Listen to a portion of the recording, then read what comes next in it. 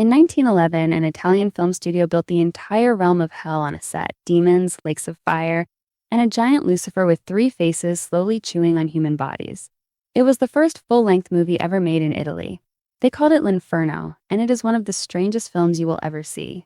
The story is not original. It is a near shot-for-shot translation of the most famous nightmare in Western literature, the Inferno, the first third of Dante Alighieri's Divine Comedy, a poem Dante finished in 1321, almost 600 years before anyone had pointed a camera at it.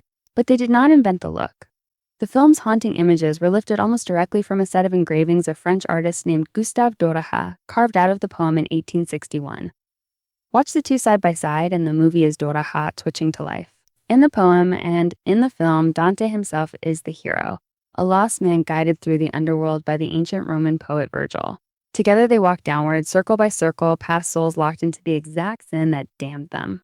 For 1911, what they put on screen is genuinely hard to look at. The lustful blown through a screaming wind, the gluttonous buried in stinking filth, thieves melting into serpents and back again, bodies that boil, burn, and split open, all on a frame rate so old it still feels feverish. And nobody, not one actor, talks. It is silent, but the silence is the point. Hell in Dante is a place where sound is suffering. So the film just lets the images scream instead. This was 1911. There were no computers, no green screens, no meta paintings worth the name.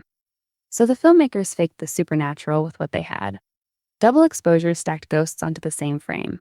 Miniature sets collapsed into real ones. Smoke, fire, and clever editing made the dead walk and the walls of hell breathe. The studio behind it, Milano Films, spent years and a fortune on the thing at a time when most movies were thrown together in an afternoon. It was one of the most ambitious productions the new medium had ever attempted. The finished film runs about 68 minutes. Today that is a short documentary. In 1911, it was almost unthinkable. Most movies were a single reel, 10 or 15 minutes long, little more than a magic trick. L'Inferno proved a movie could be an event, not just a novelty.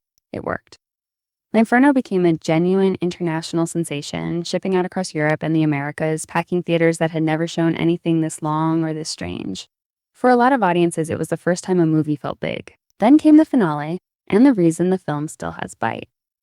At the dead center of hell, frozen in ice, sits Lucifer himself, a giant with 3 faces, one red, one pale, one black, weeping from 6 eyes and endlessly grinding 3 traitors between his teeth, Judas, Brutus, and Cassius. To escape, Dante and Virgil do something audacious. They climb down Lucifer's own body through the center of the earth and come out the other side, rising at last to see the stars. The movie ends on that exact image. 2 tiny figures crawling out of the dark into the light. Here is the strange part. The poem Dante wrote is public domain because it is 7 centuries old. The film they made of it is public domain too because it is old enough that nobody alive owns it. You can watch the whole thing free right now on the Internet Archive. L'Inferno did not invent horror, but it handed the movies a template they never gave back. Take the worst thing a human being can imagine, build it as big as you can, and dare the audience to look away. Plenty of modern spectacle owes a little something to this strange Italian nightmare from 1911.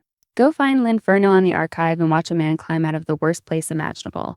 Then stick around, because next time, The Real Vault cracks open another forgotten film with a real story even stranger than the nightmare on screen. Follow The Real Vault. The next reel is already loaded.